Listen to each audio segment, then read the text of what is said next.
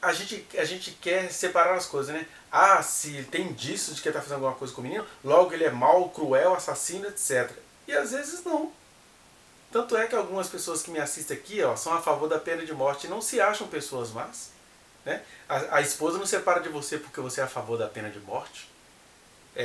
Então, de repente, o marido provocou no filho dela alguma correção com a qual ela não concorde, mas isso ainda não significa, dentro da experiência subjetiva e cotidiana, que ele possa ser uma pessoa má, que ele tinha planos de matar aquele menino e que ele tinha e que ele estava fazendo uma violência psicopática.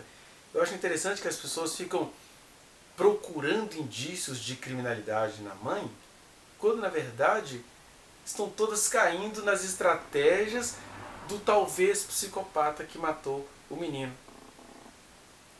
Porque, como eu disse e vou continuar dizendo, o Dr. Jairinho, ele tem lastro de ter comportamento psicopático para os outros relacionamentos que ele teve. Nesse sentido, até os psicólogos, especialistas que dão entrevistas aí nas redes, eles até acertam muito bem nessas características baseados nos rastros que o Jairo traz. Agora, quando esses mesmos especialistas vão falar da professora Monique, eles só comprovam que se há um psicopata nessa história, ele é tão próspero na perversidade, que ele faz até mesmo os especialistas caírem no percurso que ele construiu. Né? E aí a mãe tem que ser narcisista. E na verdade, que mãe narcisista, ela liga pro Jairo e fala: você nunca mais vai dizer que o meu filho me atrapalha, ouviu? Se quiser sair de casa, leve tudo, que você já é disso mesmo. Quer dizer, ela tinha problemas com ele, mas isso estava longe de significar que ela pudesse ter certeza ou provas de que ele estivesse violentando o filho dela. Porque a babá manda um vídeo e não explica nada do que está no vídeo. Faz insinuações e depois diz que está tudo resolvido. O que eu quero dizer é que os enganos são múltiplos. E não só ela, como muita gente que me assiste já passou por essa experiência de achar que o amor vai mudar essas coisas. Ah, ele estava mal-humorado, releva. Quantas filhas neste dia ainda convivem com pais assim? E ao mesmo tempo ela pensa assim: ele é rigoroso, mas é porque ele está tentando ser responsável, ele está querendo me educar. Eu estou com isso justificando as violências que o pequeno Henri sofria? Não, o que eu estou dizendo é que há explicações para a confusão na qual a Monique estava inserida. Porque, repetindo, para quem está de longe, é assim: ai, se ele tem indício de violência, pega tudo e vai embora, tchau. E na verdade eu conheço pessoas que convivem com pessoas que lhes infligem violência, mas são pessoas que falou rigoroso agora, mas na maior parte do dia é uma pessoa brincalhona, dá muitos presentes. Então é confuso para quem está no interior das relações perceberem isso, especialmente quando vem de alguém com indícios psicopáticos. E por causa disso, as intervenções acerca disso vai tornando as coisas tudo muito lentas. Certamente, numa segunda experiência, a Monique não iria dormir tanto no ponto. Mas a primeira experiência, como acontece em todas as primeiras experiências que a gente tem, do primeiro beijo, a primeira maternidade, as primeiras outras coisas, a ser calouro na faculdade, a gente não sabe muito como agir nesse contexto onde tinha uma pessoa confusa e poderosa de um lado e uma criança que era afável e dramática do outro, e a mãe que tinha iniciativas, mas estava enfeitiçada por aquele amor que podia transformar aquele homem. Tadinho, que carece de transformação. Ele também sofreu muito. É assim que a gente ouve muitas mulheres falando no cotidiano, não é? O Henri disse algo parecido com o tio bateu ou o tio brigou, né? E aí esse tio bateu é que tem que ser compreendido num contexto intrafamiliar. Existem pessoas que acham que vão educar batendo. Ela não tinha como pensar que aquele bateu pudesse ser tortura, mas a vontade dela comprar a câmera e até o fato dela fazer isso mostra que ela não gostou daquilo e quer investigar melhor. Mas não era um bater no sentido assim de o tio me torturou, né? O tio bateu ou o tio brigou. Foi o que a cabeleireira disse que ouviu o menino respondendo. E aí é claro que o promotor vai pegar isso tudo. Ela tá vendo? Ela sabia. Olha, ela sabia que o menino ou estava sendo educado de maneira rigorosa, rigorosa no mau sentido do termo, é claro, e por isso ela precisaria comprovar para denunciar esse vereador. Ela não podia fazer nada sem as provas na mão. Né? A própria polícia não iria aceitar uma denúncia contra um vereador sem provas na mão. E aí querem agora penalizar a mulher que não tinha essas provas na mão. O promotor vai pegar isso tudo e falar que ela sabia e ela não sabia, ela precisava se certificar. E a cabeleireira diz que o menino estava com um ar de choro, mas não era choro de dor, era choro de manha. E ela falou que ela sabia, né, discernir muito bem entre o que era um choro de dor e um choro de manha. Que era aquelas circunstâncias onde o menino também não estava satisfeito com a vida que ele estava levando, com a mãe separada do pai, etc. Né? E aí a gente não vai ficar discutindo o que a mãe deveria fazer nesse sentido. Há mães que vão ficar muitos anos sem se relacionar priorizando os filhos, e há mães que vão tentar e às vezes vão conseguir conciliar essas duas coisas, e há mães, como aconteceu com a professora Monique, que vão acabar tendo uma perda trágica e não deveriam ser penalizadas por isso, porque elas estavam apenas vivendo e não sabiam que no seu caminho tinha passado alguém que tinha por costume torturar crianças. Eu acho engraçado até os especialistas quererem penalizá-la por ela estar dentro do perfil que ele captava. É a mesma coisa eu dizer do maníaco do parque, por exemplo. Quem mandou ser bonita, né? Passou no caminho do maníaco do parque, ele pegava e matava. Né? Ou alguém que tem um serial killer que mata noivas. Aí, tá vendo? Ela foi vestido de noiva. A mesma coisa de você falar, por que você estava com o celular no ponto de ônibus? Por isso que você foi assaltada. As coisas não são assim. Aí ela vai e liga pro Jairo, quando cessa a ligação do menino, ela liga pro Jairo e fala para ele não falar que o menino atrapalha, porque o menino não atrapalha de jeito nenhum. Logo depois dessa ligação de vídeo, a senhora disse que ela fez uma chamada, ou recebeu uma chamada de telefônico, correto? Correto. E ela ligou para quem, segundo a senhora pôde extrair ali? Não foi falado nome nenhum. E o que ela falava? Ela falou que...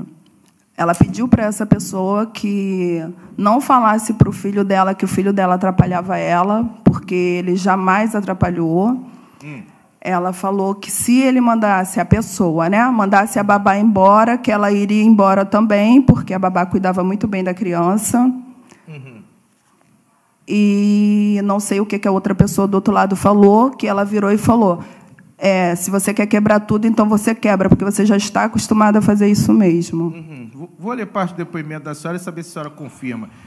Que Monique já iniciou a chamada dizendo, você nunca mais fale do meu filho, que meu filho me atrapalha, porque ele não me atrapalha em nada. Que, nesse momento, a declarante percebeu que o interlocutor era o mesmo que Henri havia se referido, que ora sabe tratar-se de Jairim. E ela é até rigorosa com ele, para quem acha que ela não tomou as providências que ela conseguia entender que deveria tomar. Ela fala com ela, você quer ir embora? Vai! Esse negócio de quebrar tudo e ir embora é do seu tipo mesmo? Então, ela estava ali criando caso, nem se sabe se era isso que acontecia, mas era ela demonstrando o incômodo dela com a situação. Naquele sentido, não vai bater no meu filho não, mas ainda é um bater no sentido de corrigir. Eu não te dei licença para educar meu filho desse jeito. É nesse sentido. Né? E que ela entendia isso claramente como violência, por isso que ela precisava comprovar. Se o Jairo mandasse a babá embora, que ela também iria, porque ela gostava muito da babá, que ela confiava na babá. Ou seja, olha pra você ver o jogo de trairagem. A patroa Monique Medeiros confiava na babá, defendeu a babá para o outro patrão que era o marido dela, né? O marido da Monique. E enquanto isso, o que a babá faz? Completa falta de sororidade, não obedece às recomendações da mãe, de falar assim, entra aí no quarto, né? Tipo, me ajuda, faz isso por mim.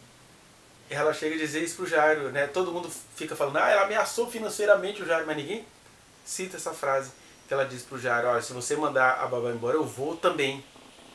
De tanto que ela confiava nessa babá. E a babá, como recompensa, dá o que a ela?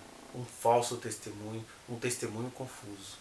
E é claro que nessa parte que ela fala aí, né, quebra tudo mesmo, você já faz isso, aí o promotor vai falar, tá vendo, ela sabia que ele quebrava tudo, que ele vai pegar o quê? A palavra, a narrativa, só que a gente tem que contrastar a palavra narrativa com a verdade dos fatos. Ela está falando do jeito que ele era como homem, senhor de si, cheio de coisinhas, né? E ela vai demonstrando aí que ela estava num relacionamento abusivo, mas isso é uma coisa que toda mulher que está num relacionamento abusivo sabe que isso é algo que vai sendo descoberto aos poucos, com idas e vindas, com essa coisa de dessa esperança de que o amor vai transformar essas coisas e que nenhuma mulher tem que ser chamada de doente por causa disso. Ela precisa de ajuda. Se há alguma punição que a Monique deveria ter em relação a isso, era nesse sentido. Ela vai comprovar pra gente que você está fazendo psicoterapia específica em violência contra a mulher, por exemplo. Seria um bom castigo para ela, do que ficar presa como uma assassina do próprio filho triplamente qualificada. Essa que é a grande injustiça. Logo depois dessa audiência, o promotor foi dar uma entrevista e olha como é que ele coloca as coisas. Eu percebo que a Monique se reconcilia com Jairo nesta audiência. Olha a sutileza do negócio. O promotor vai a público, ao grande público que está a priori criticando a mulher que está no processo, ele vai dizer não, que ele não vê muita modificação não, porque a Monique e o Jairo se reconciliaram. Olha a narrativa que esse cara pinta, o promotor, gente. E aí, data vênia, a gente está apontando os atos de um servidor público sustentado com os impostos da sociedade, no caso do Rio de Janeiro. Então essas coisas precisam ser pontuadas. Em seguida, que então Monique encerrou a ligação telefônica, em seguida virando-se para a declarante perguntando se esta sabia se tinha alguma loja que vendesse câmeras no shopping, que a declarante respondeu que acreditava que sim, indicando a cliente onde ficavam lojas de eletrodomésticos. Nesse momento, a declarante estava praticamente terminando o serviço de escovas. Então, quando ela termina a ligação, ela vira para a senhora e pergunta onde tinha câmeras. Como é que foi a dinâmica a respeito disso? Eu queria que a senhora explicasse se logo em seguida, como é que se deu essa dinâmica. Após ela desligar o telefone, ela me perguntou se eu sabia se ali no shopping vendia, algum lugar vendia câmera. Sim, o que a senhora conseguiu extrair daquela, objetivamente daquela conversa e dessa pergunta realizada para a senhora, da Monique? O que a senhora conseguiu extrair? Que ela perguntou se tinha alguma câmera, por quê? Porque ela ficou desconfiada? Vamos lá.